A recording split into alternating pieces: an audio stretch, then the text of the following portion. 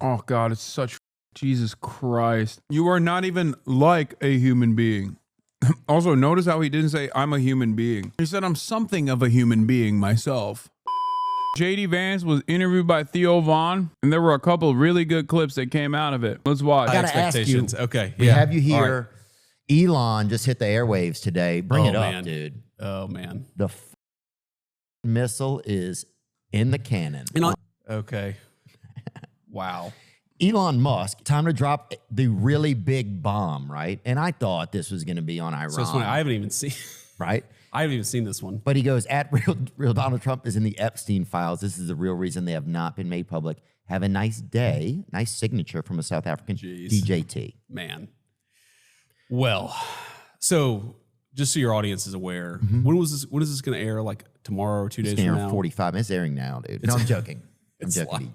Well, I'm just saying, like, no. Presumably when this comes out, people are going to know more about this than even I do, because I just learned about this kind of happened on the plane when I was coming on down here. Okay, I agree. Look, this is new. Here's my basic reaction to like all this stuff is look, first of all, absolutely not. Donald Trump didn't do anything wrong with Jeffrey Epstein. Like, the guy is whatever the Democrats and the media says about him. That's totally BS. Here's my basic read on it. First of all, I'm the vice president to President Trump. My loyalties are always going to be with the president. And I think that Elon, he's an incredible entrepreneur. He's actually done I think Doge was really good. This sort of effort to root out waste, fraud, and abuse in our country was really good. And look, man, I'm always going to be loyal to the president, and I hope that eventually Elon kind of comes back into the fold. Maybe that's not possible now because he's gone so nuclear. Well, his feelings, but I hope it is, man. His feelings are hurt. Why though? Do you know why? Yeah, I mean, so look, I think number one, so Elon's new to politics, right? So his businesses are being attacked nonstop. They're literally like firebombing some of his cars. And by the way, we're looking into a lot of this stuff. I mean, some of that stuff we're looking into is an act of terrorism. At the Department of Justice, because I think it is an act of terrorism. So I think part of it is this guy got into politics and has suffered a lot for it. But I mean, and I get the frustration there, and I get the frustration that, I mean, look, Congress, you got the spending bill, but the main purpose of the bill is not actually spending or cutting spending, though it does cut a lot of spending. The main purpose of the bill is to prevent the biggest tax increase. But I understand, like, it's a good bill. It's not a perfect bill. Like the process in DC, if you're a business leader, you probably get frustrated with that process because it's more, bureaucratic. It's more slow moving. So I think there's just some frustrations there. But I really, man, I think it's a huge mistake for him to go after the president like that. And I think that if he and the president are in some blood feud, most importantly, it's going to be bad for the country. But I don't think it's going to be good for Elon either. But Elon, like, did Doge, first of all, my first thought was that it's a ruse, right? Because there's a lot of times where the media will put out a ruse, or they'll use somebody like, I think the Diddy thing is a ruse. Like, it's like, hey, like, diverse communities, stay busy with this while we like move all these chess pieces, right? Sometimes that's what I feel like it is. And maybe I'm like a pervert or whatever, sorry, or weird guy, sorry. But this has nothing to do with that. But I'm not a pervert. Maybe it's interesting he's saying that, because he's saying that the Diddy stuff is a distraction from what this administration is doing to the vice president. Understand the point he's trying to make there. He's trying to say, like, this current administration is maybe potentially distracting. He's saying it's the media, but it means like the admin. You're a weird guy. You're not a pervert. I think you're a good dude. I appreciate that, dude. So do you think it was, so obviously it was the bill. This is where it's happened. Something about the bill made him upset. Yeah. So yeah, that's right. That's right. I mean, again, I think he looked at the bill. He didn't like it.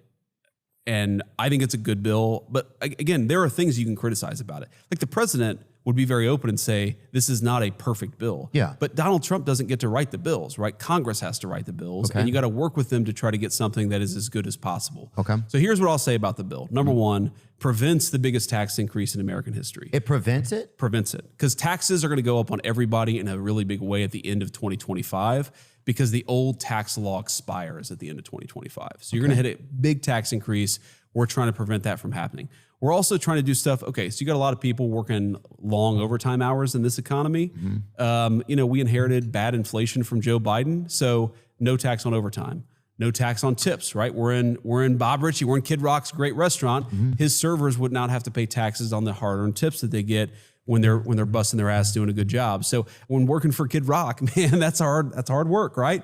So I think that it's a good bill and it does a lot of good for the American people. But like, look, Elon's entitled to his opinion. I'm not saying he has to agree with the bill or agree with everything that I'm saying. I just think it's a huge mistake for the world's wealthiest man. I think one of the most transformational entrepreneurs ever, that's Elon, to be at this war with the world's most powerful man, who I think is doing more to save the country than anybody. I mean, I'm 40 years old, anybody in my lifetime. You think about it. It's a guy who, not even a year ago, nearly took a bullet in the process of campaigning, went back on the horse the next day. And if you look, obviously I'm biased, but you look at what we've done on the border, you look at what we've done with trade, fighting back against a generation of theft of the American dream, which is what the president's trade policies are starting to do. I just think you got to have some respect for him and say, look, yeah, we don't have to agree on every issue. I'm talking about if you're Elon Musk, you don't have to agree with us on every issue, but is this war actually in the interest of the country? I don't think so. So hopefully Elon figures it out, comes back into the fold. I know the president, for a couple days, I'll tell you, just, I don't want to reveal too many confidences, but, was getting a little frustrated, feeling like some of the criticisms were unfair coming from Elon. But I think has been very restrained because the president doesn't think that he needs to be in a blood feud with Elon Musk. And I actually think if Elon chilled out a little bit, everything would be fine. It would help. Well, Elon also tweeted that he thought that in the second half of this year that there would be the Trump tariffs will cause a recession in the second half of this year. Now, who knows what could cause a recession in the second half of this year? It could be a buildup of our entire just history of being alive.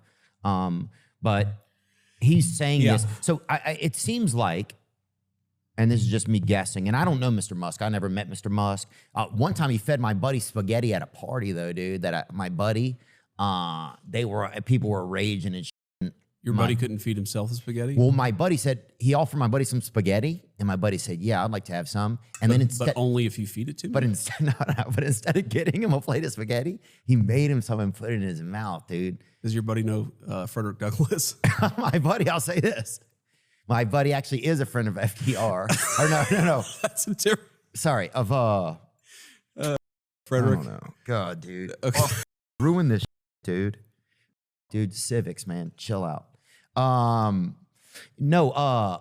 he said that he thinks but do you think that he just thinks that there's too many, that it's not a fair bill for the people? Do you think Elon Musk is for the people? I mean, I think that he's making a mistake in going after the president. Okay. Yeah, I think his heart is in the right place, man. Okay. I do. Like, I think he got into this for the right reasons. I think he's frustrated.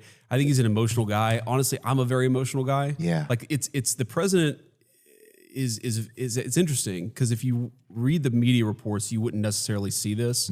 He's not like quick to temper. Like he's not one of these guys who flies off the handle. That's a little bit more what I'm like, honestly. Oh, he's and smooth. I think he's smooth, man. He's stoic. His and blood I think pressure's 007, dude. That motherfucker is. I don't know if that's good, but, I mean, but it's still, but yeah, I get what you're saying. But it is where it is. But I think Elon means the Glazed. best, but I think he's making a mistake. Yeah, got it. That's my view. So Elon was putting in a lot. Was Elon doing it for free all that time? He was doing it for free. Yeah, doing it for free. He was doing it for free. I mean, he doesn't need money, right? That's the one thing Elon does not need. So was he? I wonder if he was expecting anything from Trump and they just couldn't figure it out. I don't know. I'm just curious about it. I'm kind of like, you start to see how all this stuff kind of works, and just like it's like. Yeah, I really do think he's disappointed about the bill. He's he disagrees with some of the things that were in there. He's an emotional guy. Look, it happens to everybody. I've flown off the handle way worse than Elon Musk did in the last 24 hours. Oh yeah. But my hope is comes back, says, look, made some mistakes. Didn't mean to say everything. My controversial opinion here that's going to piss off a lot of people is that this kind of chummy rapport, this kind of back and forth coming from Theo Von creates more potentially valuable journalism that could come afterwards than a million different pre-canned responses that you hear from the likes of JD Vance from talking to Dana Fash on CNN. He quite literally is, if you listen to the way he's navigating through this conversation, like, yeah, he glazes Trump for sure. And he even glazes JD Vance. He's not attacking him, but in the process, he's disarming him and asking him some fairly valid questions about, I mean, from the dumb guy's perspective, for sure. He literally asked, like, so what do you think is the alternative? You think Elon wanted something out of him? The way that a normal media person would ask this question to JD Vance in a super contentious environment would be, was there quid pro quo happening between the president and Elon Musk? That is what he's asking him. But he's asking him this question in a way where it's like, we're just bros. Like he's doing it in a charming and disarming way. And there's more to it. The reason why I'm saying that is because I think it's interesting because there's the Israel side of this conversation as well. Let's smooth it out and let's all be friends, because again, like, I care about the country, and I think the country's better off if under the president's leadership, Elon's helping us out as opposed to fighting the administration. I don't want him to fight the administration. I know the president doesn't want that, but here we are. Yeah. He just tweeted a little bit ago that he felt like 80% of the, what was that? About a third party or something? The negative side of this, the negative consequence of this, however, is that you end up, I'm not going to say he's platforming JD Vance because, like, that's the vice president, okay? But he is humanizing JD Vance. And the vice president is not human, especially JD Vance. That is the negative consequence of that. I would never be like, he's platforming the vice president. No, the vice president is platforming Theo Von. It doesn't work that way. Oh, sorry. Never mind. Okay. Then so it's just a lot regular of tweets today. Are you saying that Theo is in fact a genius pretending to be an idiot to obtain more info?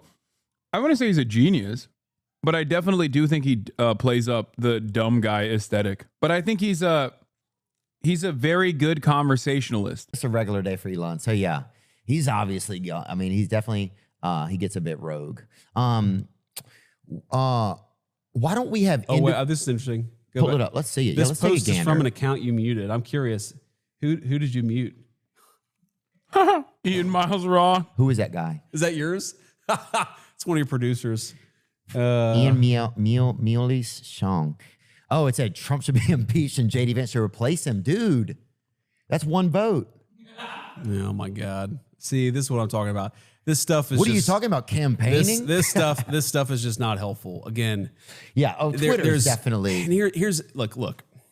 My first loyalty is to my family, obviously, to the Constitution, but politics is a place where people stab each other in the back. Yeah. And you can't get anything done unless you're all on the same team and you're actually committed to getting stuff done together.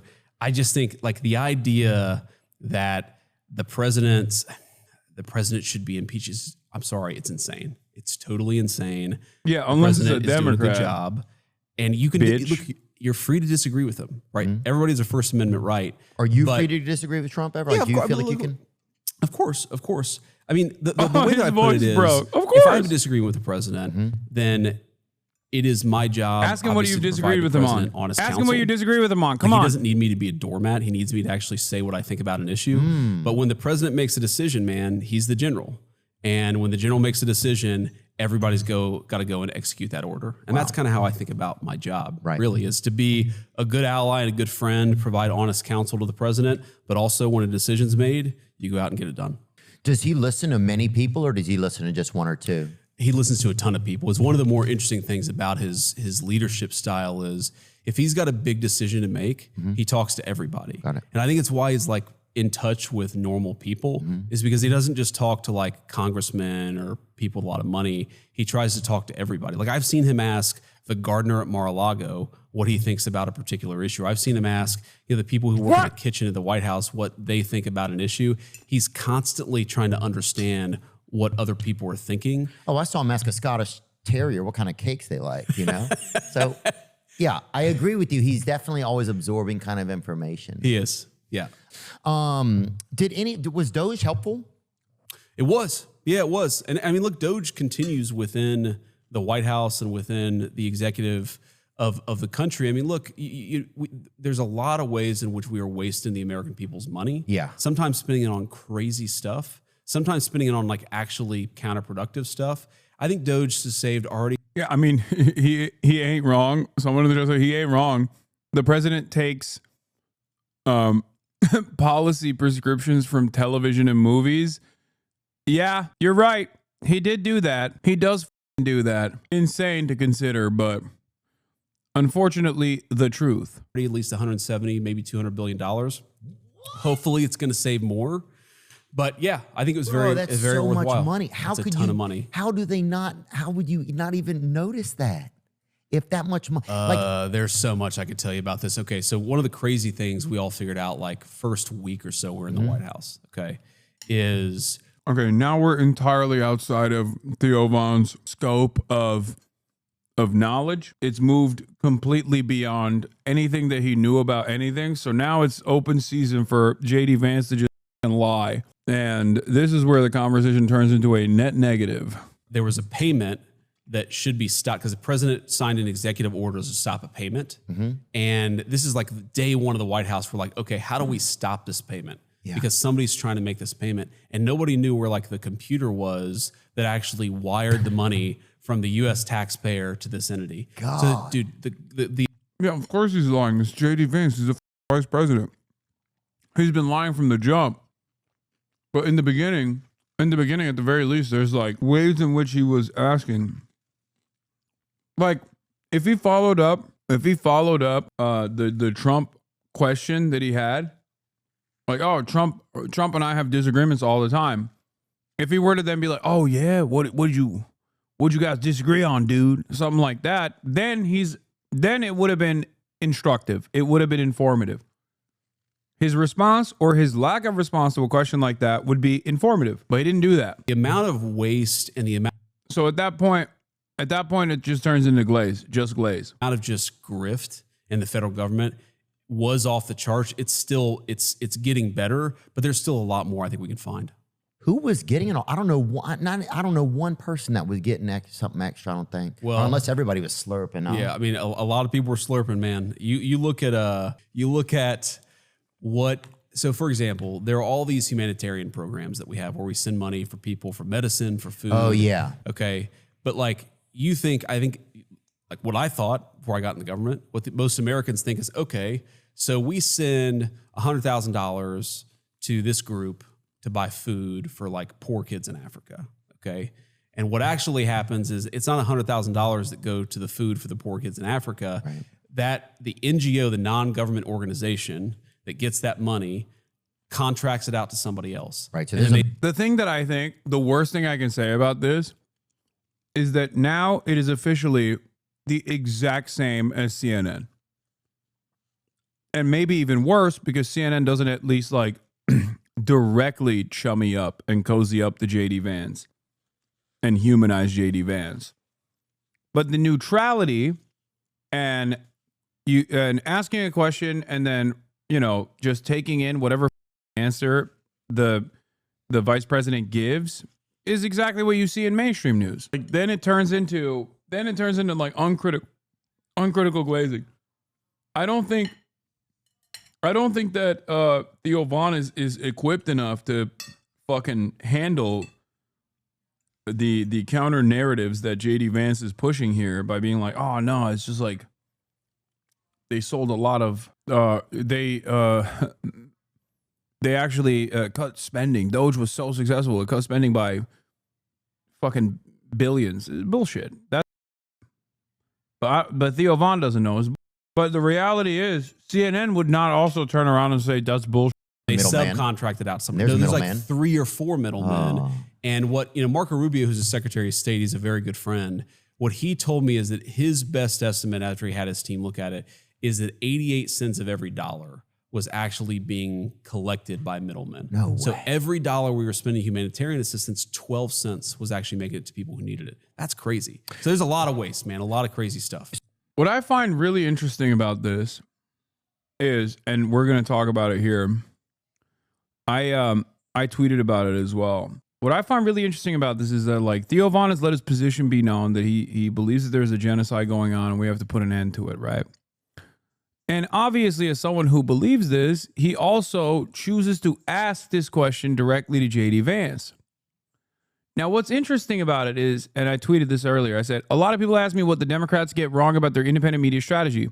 There are a million issues beyond messaging, but on the media front, a Democrat would never entertain having this conversation with someone like myself. The notion that the vice president at the time, Kamala Harris, would come on my show while the Democrats were conducting a genocidal campaign in Gaza as a belligerent, and then to have a conversation, have a back and forth like this on those grounds is unthinkable. No, that would never happen. You see what I'm saying? That would never happen. So I always wonder, it's like, what is it that these guys, the Republicans, like, they just don't care. I guess they do not give a shit. You know what I mean? They do not care. They will go on a show where someone will tell them to their face, like, hey, there's a genocide going on. To be fair, Theo is not you. He's obviously not an aggressive advocate for Palestine. No, he is. Brother, for as big of a platform that he has, are you kidding me? Listen, if Joe Rogan, if it's impactful when Joe Rogan decides he is anti-trans women in sports, okay, and we have an issue with that because of how impactful that is, you have to do that when someone with a platform that's closely resembling Joe Rogan's is unconditionally pro-Palestine. I'm sorry. You don't get to have it both ways. You can't on the one hand say Joe Rogan is so impactful when he's doing reactionary politics and then turn around and be like, and Theo Von is not impactful at all when he's saying that, like, there's a genocide going on in Gaza. It doesn't work that way. It's either they're both incredibly and immensely impactful in political discourse, which I think they are. Horrible take, to be honest, King. This is simply incorrect. He should not be. Dude, you're talking about a guy who not only Bernie Sanders, but Gabor Mate on his broadcast. Okay? Hassan is right, chat. We must never doubt our prophet. Exactly. Never doubt your prophet. Aggressive advocacy is insane coping glaze. Aggressive in comparison to a media ecosystem that rarely ever has mother saying that there is a genocide going on at that level of prominence. Not aggressive in comparison to your Discord circuit, okay? Not aggressive in comparison to what you see from someone like myself. Yes, I know if all you see as far as like pro-Palestinian advocacy is members of your Discord server and the federal agents that are also tuning you up in the Discord server and the Discord moderators that you're inside of your splinter Discord circle that is looking for any opportunity to get feet pics, you know, those guys are real radicals. I'll show you what a real radical looks like. You know, we make memes. We make radical memes in our Discord splinter server. You know, I know. That's great, man. But we're talking about a dude who's like a fairly prominent media personality. And on like the Gaza thing, just sort of, you know, chat about that for a little bit. Never back down and only message what you believe clearly. That way you can show other leftists how much more left you are than them. Yeah. No, I always do that. I'm leftier than everybody else. I'm like a human being. So I look at this stuff, I see these videos, I see the pictures, and it's very heartbreaking. Wait, okay. So here's where the Israel stuff starts. Let's hear what he had to say. Regular person on the street. I'm like, well, if this is the company, you know, because you see videos of like horrific stuff online. Sure. Very sad stuff. And you're like, well, if this is the company we're hiring, how do I know that I might not be walking down the street and just a sniper bullet could hit me from them, you know? So that is... To be really honest with you. Yeah, no, I hear what you're saying. And I think the answer to that question is the only real protection that we have against that is that we've got to, you know, elect the right people, and we've got to make sure that our government doesn't do crazy stuff. Because, I mean, look, any of this information can be misused. Like our government has your social security number. Okay. Yeah. Using that information, the government could spy on you. The government could give your information over to an illegal alien to start a fake account in your name. And that, by the way, happens. I had a friend of mine who had an illegal alien steal his social security number. And when he went to the IRS to complain about it, they wouldn't give him information on the person who was stealing his stuff. And by the way, that's what we're trying to do, is make it so the IRS can talk to the Department of Homeland Security. But the only real protection against this stuff, I think, is to have a government that actually protects the rights of its citizens. And, you know, we should all be worried about our privacy being invaded by the government. I think we should be just as worried about private corporations as we should be the government. I think, You know, For sure. everybody can invade our privacy, but I don't, let me put it this way. I don't think that the solution to that problem is to like pretend that the government doesn't already have this information. It just does. Right. You got to make sure it doesn't misuse it. Got it. And that's my view, at least, is we got to live in reality, and the government's already got this information. We just need to make sure they don't misuse it. And on like the Gaza thing, just sort of, you know, chat about that for a little bit. I mean, I'm like a human being. So I look at Cap. You are not like a human being. You are not even like a human being. Also, notice how he didn't say, I'm a human being. He said, I'm something of a human being myself. I'm something of organic matter that you could maybe perhaps consider to be a human being. Maybe more worm than human being. Who knows? Human adjacent. this stuff. I see these videos, I see the pictures, and it's very heartbreaking. And you know, just since you brought it up, like what we're trying to do here is try to solve two problems here. Okay. So on the one hand, you've got innocent people, innocent Palestinians, and innocent Israeli hostages, by the way, who are like caught up in this terrible violence that's happening as we speak. Okay. And we're trying to get as much aid and as much support into people as humanly possible. That's like one thing that's going on. The other side is Israel's attacked by this terrible terrorist organization. I think people sometimes forget that, right? They forget like the thing that kicked this off is that we had this terrible terrorist attack, and you had a lot of innocent Israeli civilians die in that terrorist attack. And so I think what we're trying to do in the Trump administration with that situation, Yeah, every part of this is a goddamn lie. It's pissing me off. is to get to a peaceful resolution. And I think the peaceful resolution looks something like this. You've got to give Israel confidence that Hamas is never going to attack them and kill a bunch of civilians. And then you've got to get as much aid and support into these innocent. Oh, God, it's such Jesus Christ. The White House lifted the freeze on 2,000-pound bomb shipments to Israel. Bombs are being used to strike displaced Palestinian shelter in makeshift tents and approved over $12.5 billion in military assistance since taking office in January 2025. Podcaster Theo Von tells Vice President J.D. Vance that it appears the United States prioritizes Israel's interests over America's and raises U.S. complicity in the Gaza genocide. Where is the part? Where is this part? I want to see this part. Is it coming up, or did I skip this part? Oh, it's coming up. Okay. Palestinians as possible, because in some ways they're caught in the middle of this thing too. One thing that I don't love about the whole. Just so you know, nobody. Wait, what? Whoa. What did this guy say?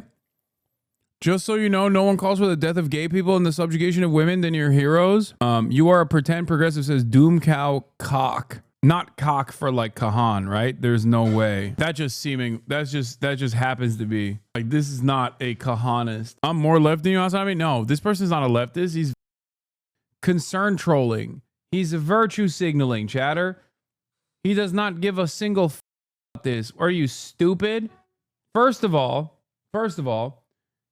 it's a classic take from dickheads who are like, oh, this is really bad for your cause.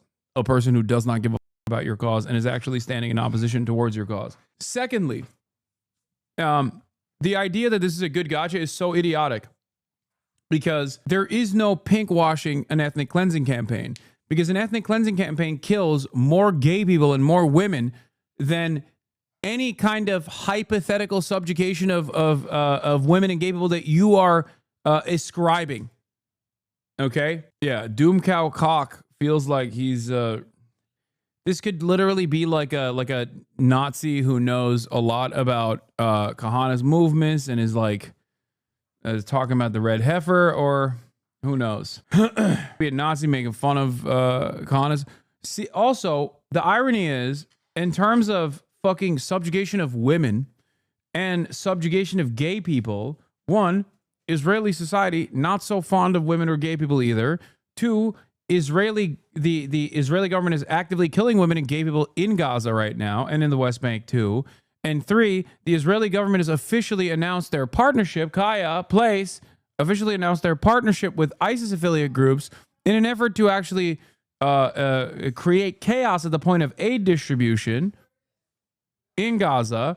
And if you know anything about ISIS, They are far worse in terms of their analysis of what to do with women and subjugating women and gay people. And last but not least, all of the Gulf nations in the region that you never seem to raise concern about because they are pro-Israel are actively doing worse things in terms of subjugation, and they're not even under fire. So the idea that like one party is worse for gay people and women over the other, and therefore it's actually appropriate to genocide the entire population is already a stupid one. But having said that, it's not like the other party is good for women or gay people either. You don't care about this. You don't care about this issue at all. You just thought this was a quick gotcha. Because you're a moron. Israel-Palestinian debate is, I think it kind of degrades our humanity a little bit, because I've seen people on the left, mostly on the left, who will say, well, you know, they'll completely ignore that Israel, like all these innocent Israelis were killed in this terrorist attack. And then you have some people, usually on the right, who will completely ignore that there are like kids who are caught up in this violence. What is this? And I think it's why the president has been, you know, I call him the president of peace. Ethan Klein is criticizing Hasan Piker by sharing a statement from the fake Israeli aid agency, Gaza Humanitarian Foundation. Come get your freedom fighters. There ain't no way he posted a Gaza Humanitarian Foundation post thinking that it was just like an actual Palestinian group. Is he this stupid? The answer is yes. Okay? The answer is yes. He might be that stupid. I think he saw the name Gaza, okay, and he thought this was a Palestinian group criticizing Hamas, and he ate the bait. By the way, this is, if you are wondering why the Gaza Humanitarian Foundation, which is an American fake aid agency that is in direct violation of human rights and direct violation of humanitarian law, an Israeli and American aid agency, as a matter of fact, a fake agency that actually weaponizes aid and has, for the past week, shot at and killed numerous Palestinians that are desperately trying to get food in this aid trap that they've designed. If you're wondering why it's called Gaza Humanitarian Foundation, it is for the dumbest person you know, Ethan Klein in this circumstance, the absolute stupidest person you've ever encountered in your entire life. Worst stream in a while. What? Why? You can unban this person. Yeah, this new Holocaust defender, Ethan Klein here, defender of the live stream child Holocaust that is unfolding. It's the dumbest guy you know that will go, oh, it says Gaza on it. It's probably a Palestinian charity. That's it. That's the reason why he posted it. And that's precisely the reason why these guys basically named themselves Gaza Humanitarian Foundation. Now, of course, ironically enough, not only, no, he most likely knows. No, I think he's actually dumber than you think. He is actually dumber than you think. I think he saw Gaza Humanitarian and thought, oh, this is like a Palestinian charity calling out Hamas. I genuinely think so. Is he malicious? Yes. Absolutely. Ironically enough, not only is the Gaza Humanitarian Foundation using aid as a method of further starving the Palestinians and to trap them and to kill them, as it is owned and operated by belligerent occupiers, it has been routinely criticized by every international human rights organization that already exists in the Gaza Strip, that wants to operate within the Gaza Strip, that are being denied operations from the Israeli government. But also, the aid that is being looted or disrupted at the point of delivery is being disrupted by Israeli-backed ISIS affiliate gangs in the region. He knows in being evil and not stupid. No, he's stupid. He's evil, but he's also stupid. I think you guys genuinely are thinking that he's doing this in a malicious manner. Yes, it is malicious. Right now, it is certainly malicious. But the reason why he used the Gaza Humanitarian Foundation and the release that they put out there, the statement that they put out there, is because he's an actual Dave Rubin style moron. Think Dave Rubin. We have evil stupid. Exactly. Like as dumb as Dave Rubin himself, that he saw Gaza, he saw humanitarian and thought, oh, this is another Palestinian group that's like shitting on Hamas. I'm going to use this now. We're moving on and getting back to JD Vance, defending this administration doing a genocide. It's why he cares about solving this problem, because the longer this goes on, the more suffering, the more death. So we're trying to solve it as much as we can. Thank you for liking and reposting my TikTok. I just started my fan channel on TikTok and YouTube, and your repost doing wonder for my account. Hell yeah. It's not easy. Do you have a say in it? Yeah, of course. I mean, well, the president's obviously the person who makes the final decision all the time. But yeah, I mean, we certainly, I think I'm one of the few people that he's talking to constantly. We're constantly, we're talking to the Israeli government. We're talking to people in the Arab world. We're talking to people in the Palestinian territories. Like, we're constantly engaging in diplomacy. I mean, What about Palestinians, man? What about people in the Palestinian territories? He didn't say Hamas. crazy things, dude, is this guy is a very dear friend of the president's. He's our special envoy of the Middle East. Steve Witkoff, he's a Jewish guy, very pro-Israel. He's done more to try to bring this conflict to a close than anybody. And you sometimes have people who say that they're pro-Israel who attack Steve for not being pro-Israel enough. And I think it's totally bogus. Like, I see this guy operate every single day. He actually is. Like, he's a Jewish guy who believes in the purpose of the state of Israel. He also is a guy with a heart who's trying to prevent the killing. Yeah. And I think there's Yeah, right. Get the out of here. He is not motherfucker. He is not preventing the killing at all. JD Vance worried about the optics of not being pro-Israel enough. Yeah, but even this conversation that he's having, think about how different this conversation is than where a conversation like this would take place a year ago, year and a half ago. Like, he has to literally massage the idea that, oh, they want to stop an end. They want to put an end to this killing. We see how bad it is. Like, I never in my life thought Republicans would be lying in the same way that the Biden admin is lying. Like, think about it. The Republicans are trying to act like they're also pro-Palestine too. That's crazy. Under normal circumstances, a year ago, 2 years ago, Republicans would be sitting there being like, what do you mean? They're dogs. Like, they're rapist, barbaric, monstrous terrorists. They all need to be cleansed from the land. Hello? Israel is the most moral democracy on the planet. Excuse me, M Israel high. Like, that's crazy. Yeah, now he's gotten to, we've worked tirelessly. We're working tirelessly around the clock for a ceasefire. That's where he's at. It's just like, when I talk about this whole debate has caused us to lose our humanity, I think of the people who are constantly going after Steve, because this is a guy, he's a father. He lost one of his. Yeah, Steve Witkoff. He is a liar. Also, it's not Steve Witkoff. It's Donald Trump. It's JD Vance. The reality of the matter is Steve Witkoff is simply an envoy, okay? He doesn't make decisions on his own. He's just simply conveying the decisions that Donald Trump has made. You've been called out. That Hasan Piker secretly loves Trump Yowie. Here, just look. And that he knew that he fell in love with. And if Elon... Okay, I'm done. Now, I know how this looks, but you have to trust me. I have an eye for these things. If you look really closely, you can see deep down in his heart of hearts, he agrees. Deep down, he yearns to know more about the Trump Yowie lore. Why do you think he stopped the video as soon as I started talking about Elon's love? He wanted to be able to enjoy it in his free time without chat looking over his shoulder and bullying him. It's okay, Hasan. We see you and we accept you.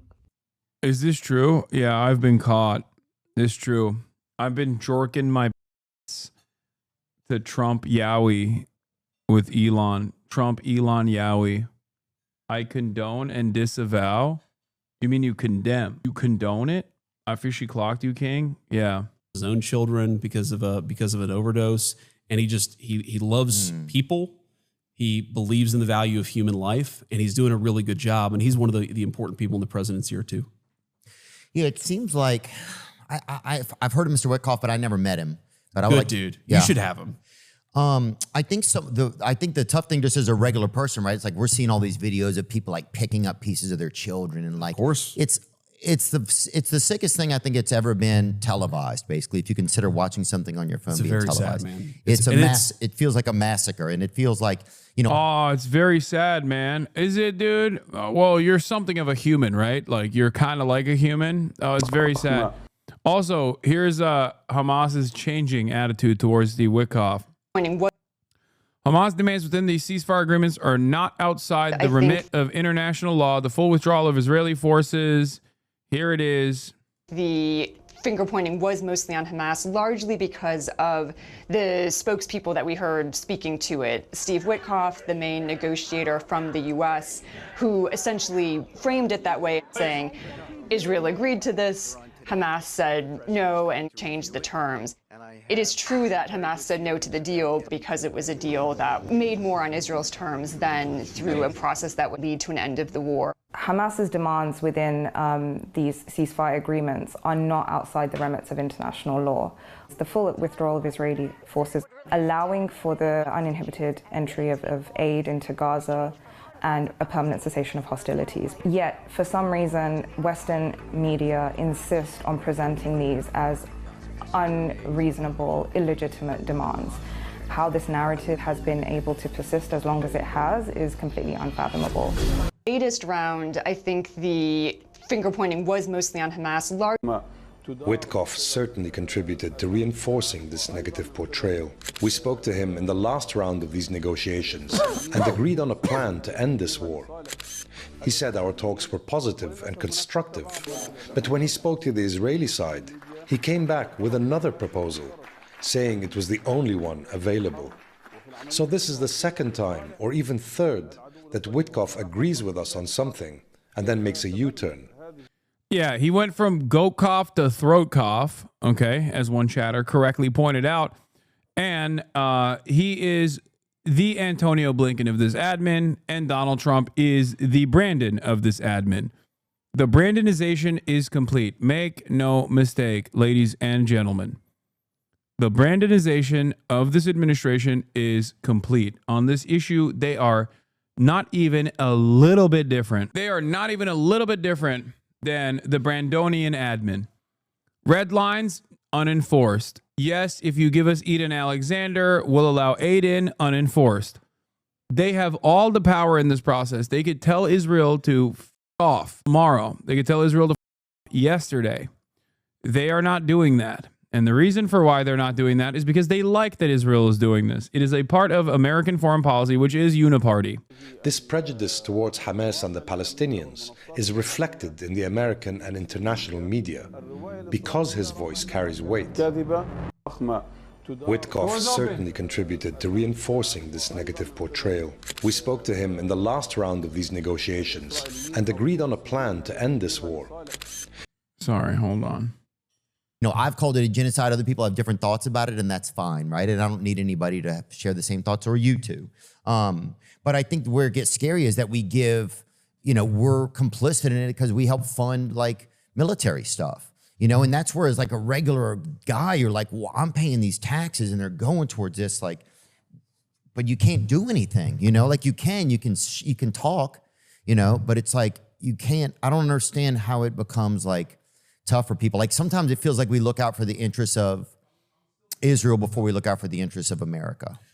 So let me say a couple things. So number one, like I think you're a great dude, so we don't always have to agree on everything. Do I think it's totally. do I think it's a genocide? No. And here's the reason why I don't think it's a genocide, because I don't think that the Israelis are purposely trying to go in and murder every Palestinian. I don't think that's what they're doing. I think they got hit hard, and I think they're. Hold on. Sorry, I gotta hear this again. Yes, Vivian's here, but I'm gonna have her in the room in a second. For a guy, you're like, well, I'm paying these taxes and they're going towards this, like, but you can't do anything, you know, like you can talk, you know, but it's like, you can't, I don't understand how it becomes like tough for people. Like sometimes it feels like we look out for the interests of Israel before we look out for the interests of America. So let me say a couple things. So number one, like, I think you're a great dude. I think Theo here, especially hitting the, sometimes it feels like we're looking out for the interests of interests of Israel before we're looking out for the interests of America. That's a great way. I think that's a great way to present it, especially to a right-wing audience.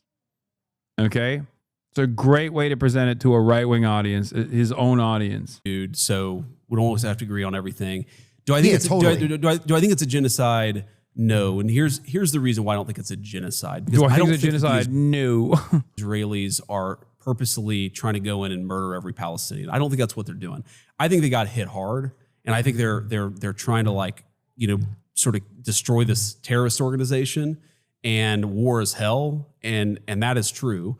I also think it's true, man. I mean, I've seen people on my side of the political aisle. I'm a Republican. You know that, but your audience may not. Who, like, will see these videos of these innocent Palestinian kids and say, oh, well, they had it coming to them. No. Like if you have a soul, your heart should break when you see a little kid who's suffering, which is why we have the policy that we have, which is we're trying to eliminate the conflict, eliminate the source of the conflict so that we can actually bring some peace and some. I think this is a horrible answer. I don't think this is a good answer at all from JD Vance. I mean, obviously it's not a good answer. They're never going to give a good answer. They're genocidal monsters. But having said that, I don't think this is the type of this is the audience that's going to I don't think this is the audience that's going to respond to it positively. I mean, Theo, stand strong in your convictions about genocide of the Israeli lobby. Proud of you for addressing the situation head on. JD is a politician and a lawyer through and through. He can lie and talk you out of anything you know to be true. Don't let him. Some humanitarian assistance into people. And that's my basic view. And the president's interesting. He's a pro-Israel guy. Yeah. And he also recognizes that to bring any conflict to a close, you've got to talk to everybody. Yeah. And so, we've been attacked. I've been attacked. The president's been attacked for being too interested in diplomacy. And you ask, like, what can I do? I think that what people should demand is that if our tax dollars are going to something, we should be actively trying to fix it. Okay, that's kind of the way that I think about it. What do you mean?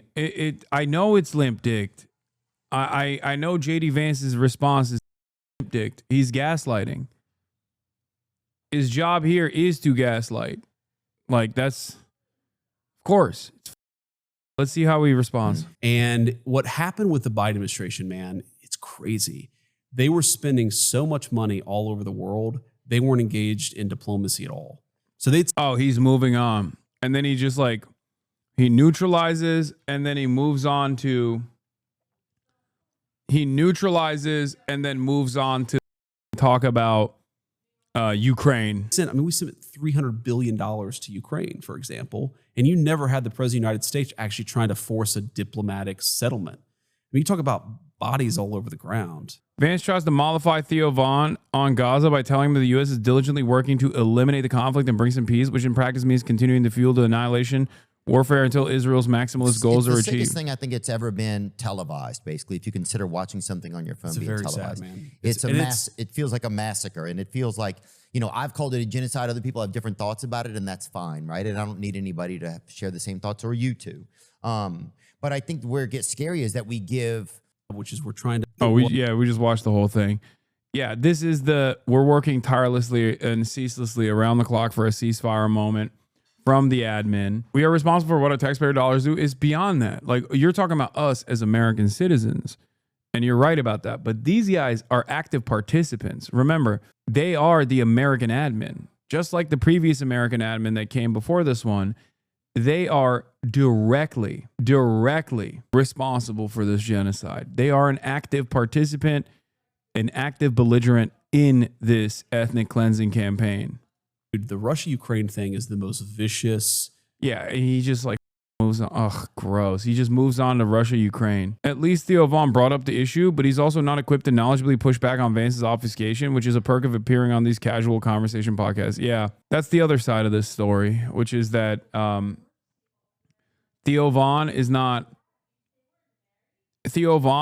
going to be able to respond to this and be like, well, how do you say that when isn't that exactly what the previous administration said? You know what I mean?